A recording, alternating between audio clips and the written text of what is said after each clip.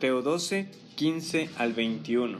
Y dice así: Sabiendo esto, Jesús se apartó de allí, y le siguió mucha gente, y sanaba a todos, y les encargaba rigurosamente que no le descubriesen, para que se cumpliese lo dicho por el profeta Isaías cuando dijo: He aquí mi siervo, a quien he escogido, mi amado, en quien se agrada mi alma.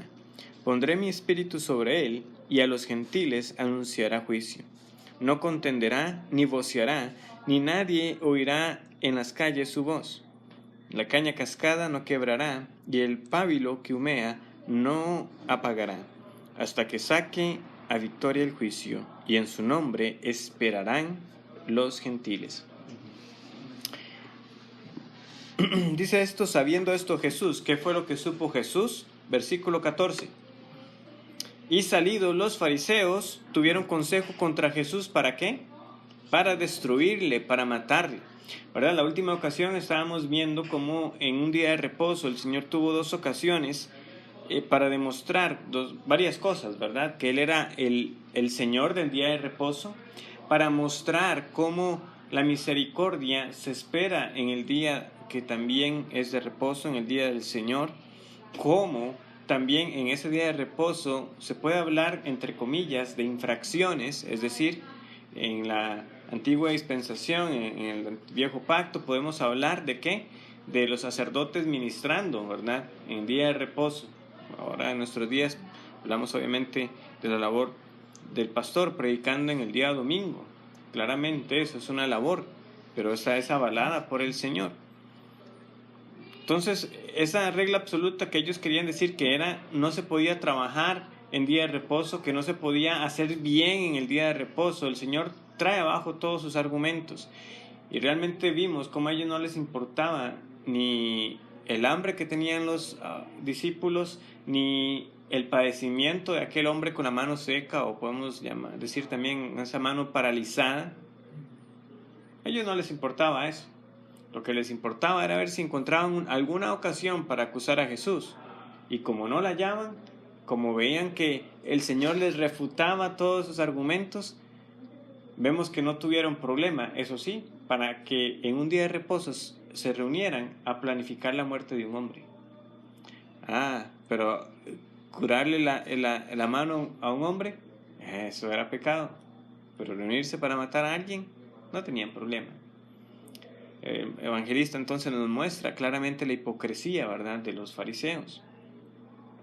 De la misma manera, nosotros sobre todo debemos recordar que el día de reposo fue hecho para el hombre. O sea, Dios en su misericordia ha provisto ese día de descanso, pero para el cristiano no es solamente un día de descanso de sus labores comunes, sino que lo reconoce como ¿qué? Como el día del Señor. Es el día para Él ser adorado, es el día para dejar todo lo demás y hallar nuestro deleite y gozo escuchando las verdades del Evangelio.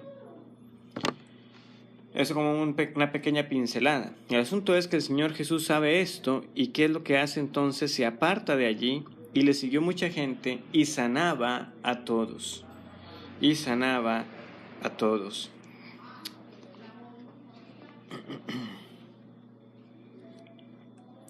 Claramente vemos entonces aquí que el Señor, buscando esa lejanía, no logra necesariamente estar a solas, ¿verdad? Vemos que esta multitud le sigue, y aún así el Señor tuvo misericordia de ellos.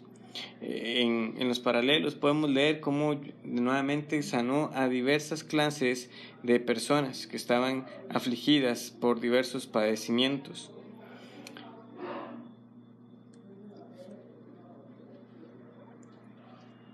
Y dice el versículo 16 que les encargaba rigurosamente que no le descubriesen. Esto ya lo hemos visto en otras ocasiones a lo largo del estudio del Evangelio de Mateo. Cuando el Señor realiza un milagro, pasa una de dos cosas. Va a pasar que Él va a decir, vaya y cuéntele a otros. Usualmente eso es lo menos frecuente. No tengo los números así a la mano, pero lo menos común era que el Señor le dijera a la persona que vaya y lo contara. Usualmente el Señor era una instrucción: vaya, muéstrese al sacerdote, o vaya y no peque más. Y en unas ocasiones dijo, vaya y cuente a otros cuán grandes cosas ha hecho Dios con usted. Pero en otras que parece ser la mayoría, más bien el Señor dijo, pero no se lo diga a nadie, o no lo cuente todavía. ¿Por qué el Señor pedía eso? Bueno, realmente a veces es difícil sacar una única razón a la luz del contexto. La razón general que uno entiende a lo largo del ministerio de Jesús es que ¿qué pasa si alguien empieza a divulgar abiertamente lo que el Señor hizo?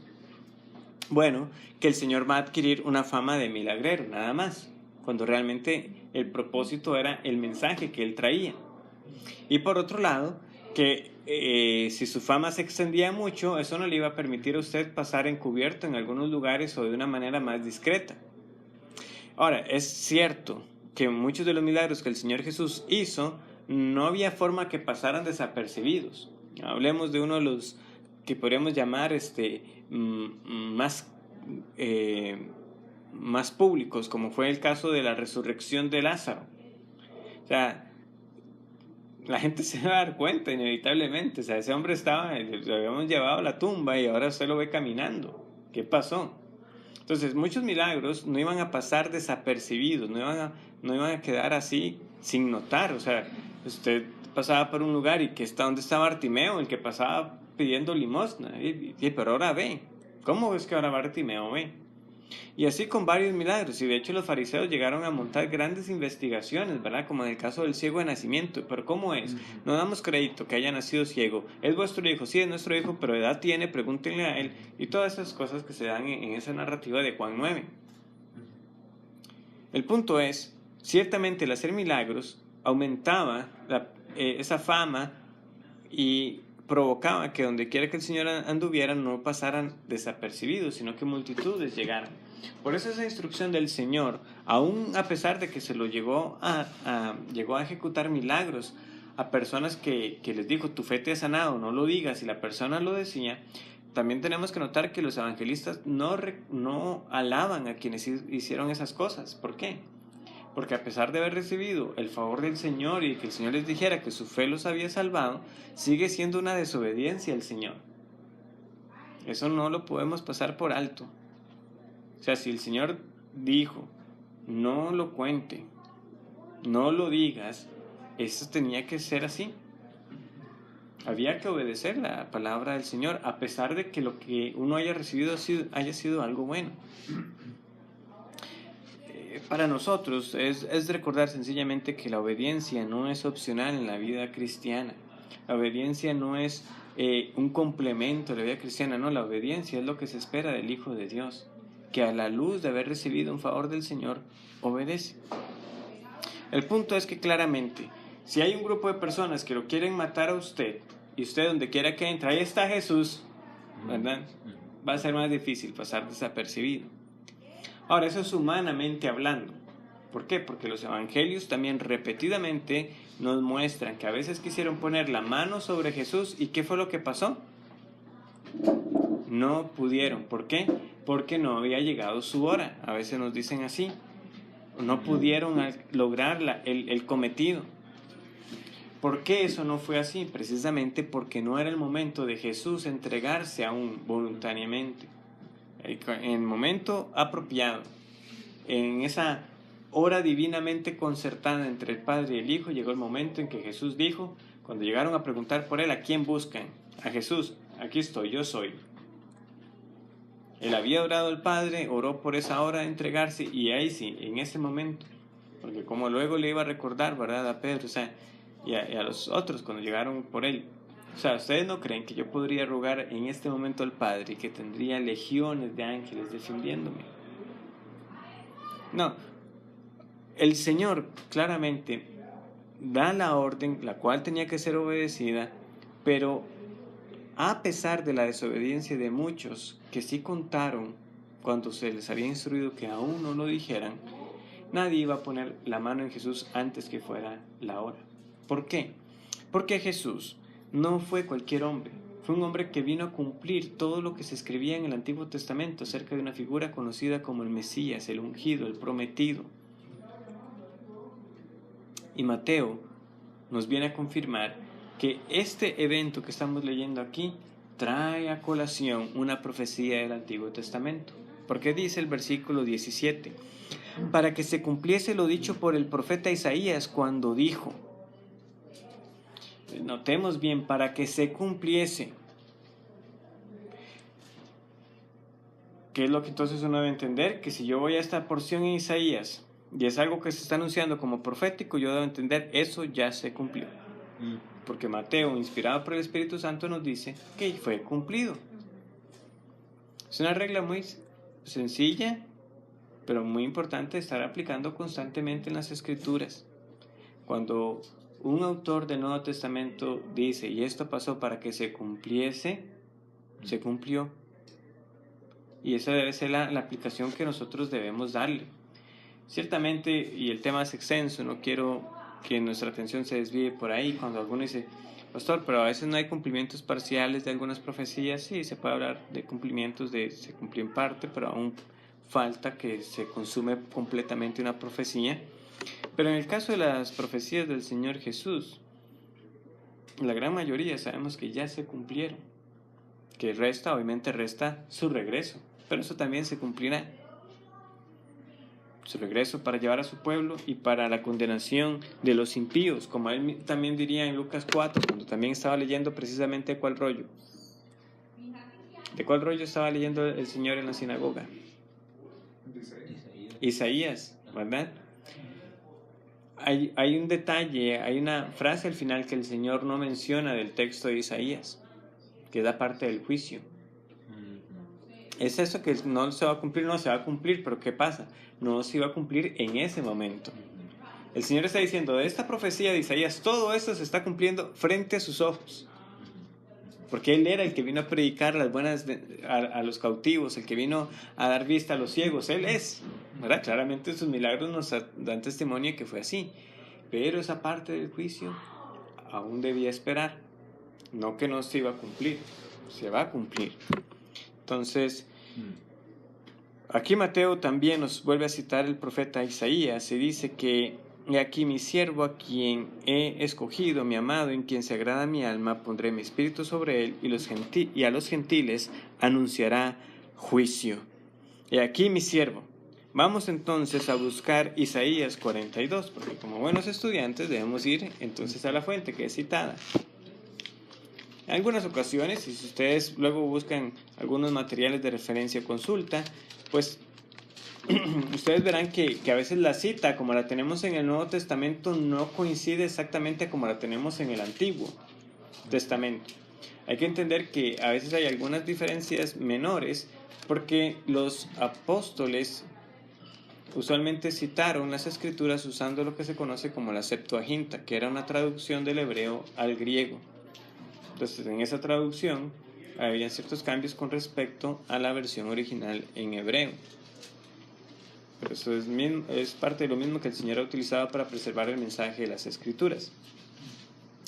Entonces ustedes lo pueden ver, ¿verdad? ¿Qué nos dice Isaías 42:1? He aquí mi siervo, yo le sostendré, ¿verdad? He aquí mi siervo a quien he escogido. Ven, ya podemos ir notando algunos pequeños cambios de redacción. Yo le sostendré, mi escogido, en quien mi alma tiene contentamiento. He puesto sobre él mi espíritu, él traerá justicia a las naciones. Como dice en el 18, mi amado, ¿verdad? Mi amado, en quien se agrada mi alma, pondré mi espíritu sobre él y a los gentiles anunciará juicio. Continúa Isaías diciendo, no gritará, ni alzará la voz, ni la hará oír en las calles. No quebrará la caña cascada, ni apagará el pábilo que humeare. Por medio de la verdad traerá justicia.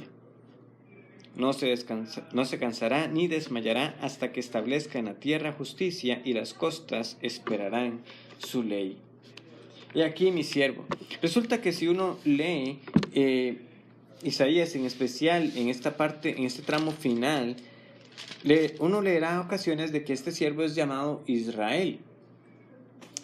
Y esto ha dado pie de que algunos judíos, y no solamente judíos, pero ¿por qué los judíos rechazan a Jesús como el Mesías? Ellos dirán, no, es que el siervo que habla Isaías es Israel mismo.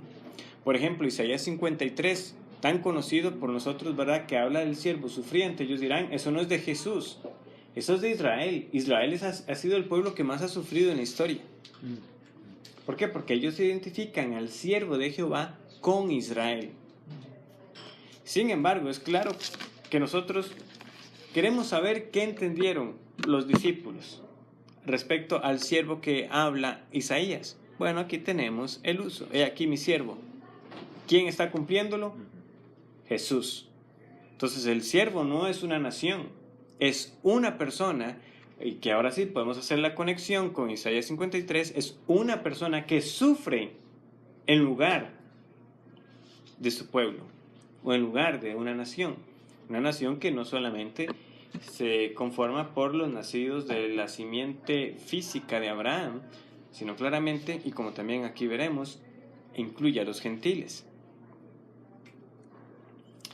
¿Qué fue lo que Felipe le dijo al etíope cuando iba camino él a su...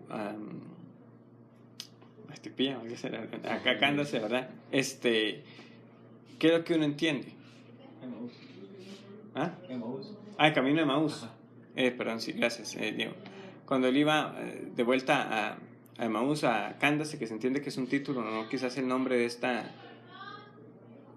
mujer de la nobleza.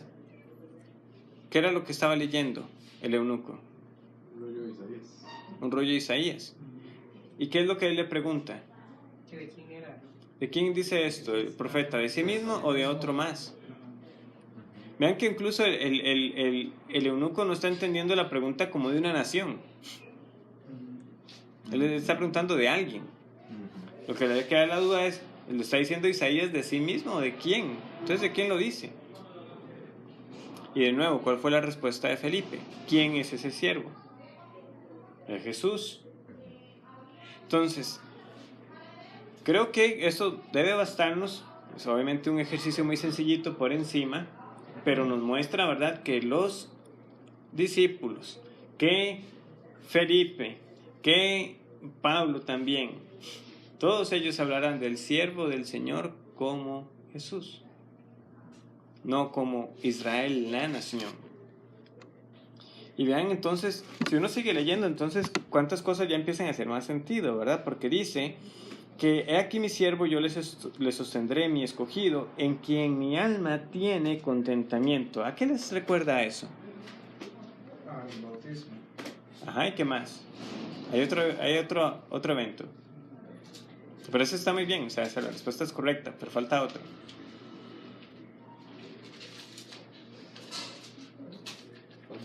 ¿Qué pasó? ¿En qué otra ocasión escuchamos palabras similares? Este es mi hijo amado en quien tengo contentamiento.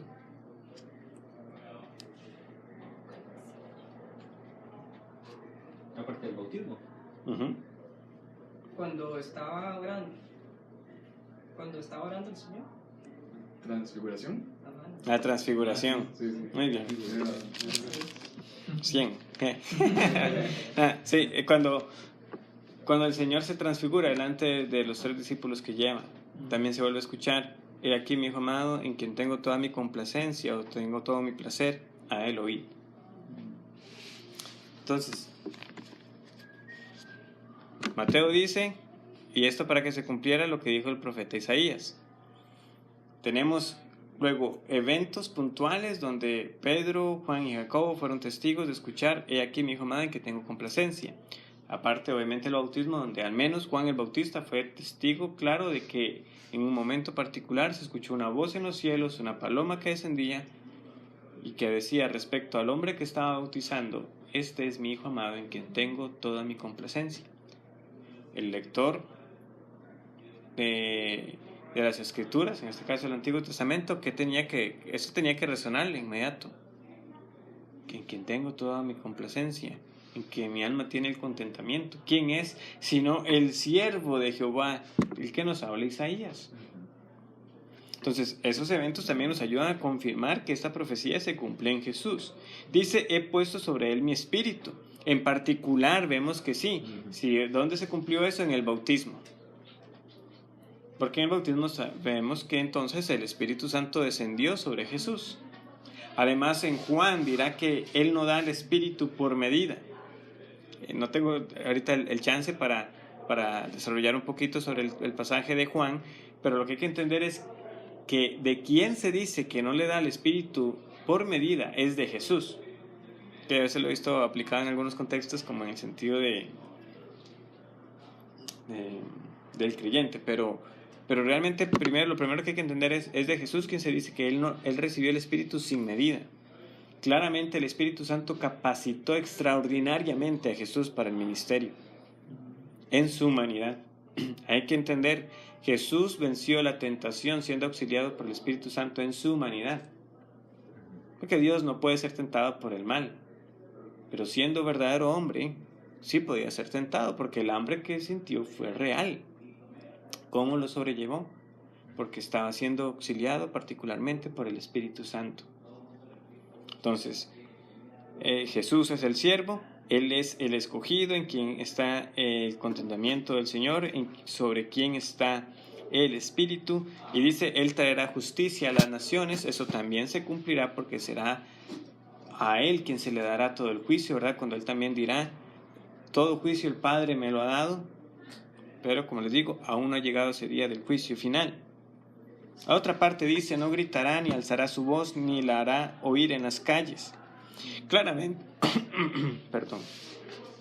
claramente no podemos tomar eso en un sentido absoluto como si estuviera diciendo que Jesús nunca habló, porque no es el caso, ¿verdad? Jesús claramente habló a las multitudes, ni la hará oír en las calles. No, Jesús habló públicamente, multitudes le escucharon, solo el Sermón del Monte, ¿verdad? Por dar un ejemplo, ahí en Mateo, que ese fue ese discurso extenso y las personas diciendo, nunca ha hablado hombre así. No, claramente Jesús se hizo oír. Pero lo que el sentido del pasaje está acomodando a entender es ese carácter manso y humilde del Señor. O sea, el Señor sí se escuchó, pero el Señor no fue un hombre que anduvo gritando y peleando contra todos. Yo soy el Mesías, ¿verdad? No, fue ese siervo humilde de parte del Señor, que habló siempre con rectitud. Aún incluso cuando mostró su celo, limpiando el templo del Señor de los cambistas de monedas y de todo lo que se estaba ocurriendo ahí, que habían convertido la casa del Señor en una casa de ladrones. ¿Pero por qué fue eso necesario? Porque también luego los mismos discípulos dirán, y luego entendieron que eso era para que se cumpliera, el celo de tu casa me consume. Es que hay que entender, no hay evento en la vida de Cristo que no podamos nosotros asociar con la necesidad de profecías siendo cumplidas una tras otra. Pero en general fue ese hombre humilde que cuando le confrontaron no decía palabra, y cuando respondía solamente lo necesario. Tú lo has dicho. Luego dice, no quebrará la caña cascada ni apagará el pábilo que humeare, por medio de la verdad traerá justicia. O como dice en Mateo, mi amado en quien se agrada mi alma, pondré mi espíritu sobre él, y a los gentiles anunciará juicio, no contenderá ni voceará, ni nadie oirá en las calles su voz. La caña cascada no quebrará, y el pábilo que humea no apagará, hasta que saque a victoria el juicio. ¿Qué es una caña cascada? Esa es la pregunta. Esa es la pregunta. ¿Se imaginan en este momento que yo les dijera, alguien me puede explicar qué es una caña cascada?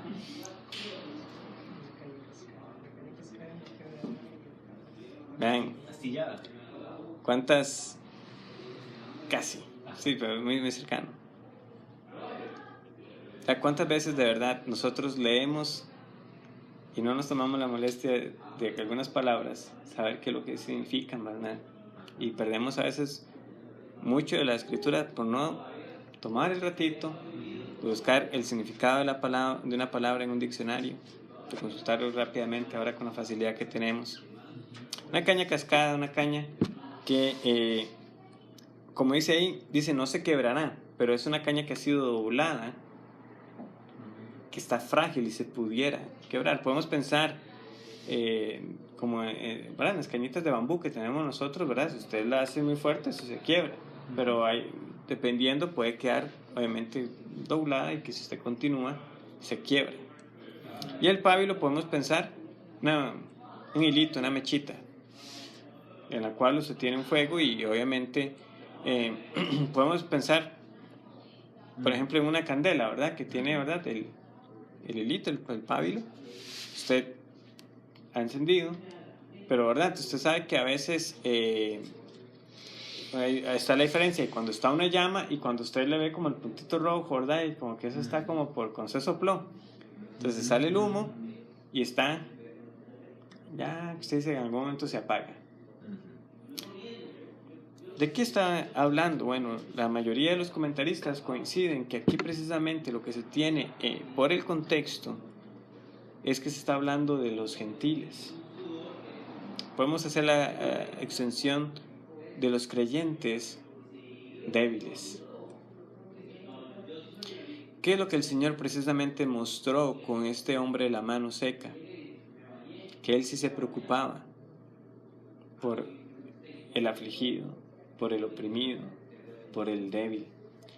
A los fariseos no les importaba si la caña se quebraba o si el pábilo se terminaba por apagar. Pero aquí hay una promesa hermosa y ahorita les voy a compartir un fragmento de J.C. Ryle que nos ayudará aún más. Pero es una promesa hermosa. ¿Por qué?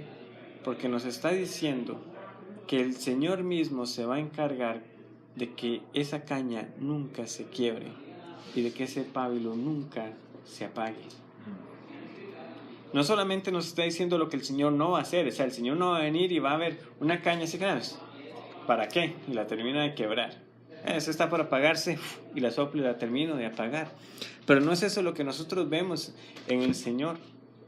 Aún a pesar de que en momentos llegó a confrontar a los discípulos diciéndoles, ¿verdad? Pero hombres de poca fe, o cómo no tenéis fe, si queréis iros vosotros también os podéis ir. O sea, a veces el Señor llegó a confrontar, pero hay que entender de que cuando el Señor habló con cierta determinación, nunca estaba dando a entender de que a Él no le preocupaba realmente la condición de los suyos, porque la oración de Juan 17 nos dice, Padre, o sea, yo me he encargado de guardar a todos los que me diste. Yo no voy a perder a ninguno de los que me diste. Aún aquellos tan débiles como una caña que está por quebrarse, tan débiles como un pábilo que está por apagarse, pero nunca, nunca será apagada. En ese sentido podemos decir que una fe genuina, aunque pequeña, no hace diferencia en un sentido a una fe grande. Fe en el Señor Jesús es fe. A nosotros no nos salva una cantidad de fe. Lo que salva al pecador es la fe en Jesús, porque Jesús es el Salvador. La fe no es lo que... En ese sentido decimos, la fe no es el Salvador es Jesús, por eso Él es llamado el Salvador. La fe es el medio. Pero una fe pequeña sigue siendo fe salvadora. Entonces les voy a compartir este fragmento de lo que comenta J.C. Ryle al respecto a esto, que me pareció de verdad muy, muy hermoso. Dice así: la doctrina que se expone aquí está llena de aliento y de consuelo. Hay miles de personas en todas las iglesias de Cristo a quienes esta doctrina debería infundirles paz y esperanza. En toda congregación que se reúne para escuchar el Evangelio, hay algunos que en cualquier momento podrían perder la esperanza de su propia salvación, porque les parece que sus fuerzas son muy escasas. Están temerosos y abatidos porque les parece que su conocimiento y su fe y su esperanza y su amor son muy pequeños, hasta diminutos. Que beban del consuelo de este texto. Que sepan que una fe débil le da a un hombre una parte del amor de Cristo tan real y tan sólida como la de una fe fuerte. Si bien es posible que no le dé el mismo gozo. En un bebé hay vida igual que en un hombre adulto. En una chispa hay fuego igual que en una llama ardiente. Aún el menor grado posible de la gracia es una posesión para la eternidad. Proviene del cielo, es precioso a los ojos de nuestro Señor, nunca podrá ser destruido. ¿Tiene Satanás en poco los comienzos de un arrepentimiento ante Dios y de una fe en nuestro Señor Jesucristo? No, ni mucho menos. Le causan una gran ira, porque se da cuenta que no le queda mucho tiempo. ¿Creen los ángeles de Dios algo trivial los primeros indicios de contrición y de temor a Dios por medio de Cristo? No, al contrario, hay gozo entre ellos cuando presencian tal cosa. ¿Se interesa el Señor Jesús por la fe y el arrepentimiento solamente cuando son grandes y fuertes? No, claro que no. En cuanto esa caña cascada, que era Saulo de Tarso, comienza a clamar al Señor, le envía a Ananías diciendo: he aquí, él ora. Cometeremos una gran equivocación si no estimulamos los primeros pasos de un alma hacia Cristo. Que el mundo ignorante se mofe y se burle, si quiere. Podemos estar seguros de que las cañas cascadas y los pábilos que humean son preciosísimos a los ojos de nuestro Señor. Ojalá todos guardemos estas cosas en el corazón y las utilicemos en momentos de necesidad, tanto nuestra como de otros. Tendría que ser eternamente uno de los lemas de nuestra religión, que una chispa es mejor que una total oscuridad y una fe pequeña mejor que ninguna. ¿Quién ha menospreciado el día de las pequeñeces? Cristo no lo ha menospreciado. Tampoco deberían hacerlo los cristianos. Ciertamente es una de las dudas más comunes, ¿verdad?, para muchos. ¿Cómo sé si soy salvo? Pero hay un sentido de esperanza que da aquí el pasaje. El Señor será, ¿verdad?, aquel que dará justicia a los gentiles. Él es el Salvador tanto de aquellos judíos que tenían su fe en el Mesías que vendría, como de aquellos gentiles que no habían escuchado al Mesías, pero que cuando llegó el mensaje del Evangelio dijeron: creo en Jesús como mi Salvador. Él es el Salvador aún de aquel padre que dijo, ¿verdad?, Señor, creo, ayuda a mi incredulidad. Como también es el Salvador de aquel noble de quien dijo: ni aún en Israel he hallado tanta fe.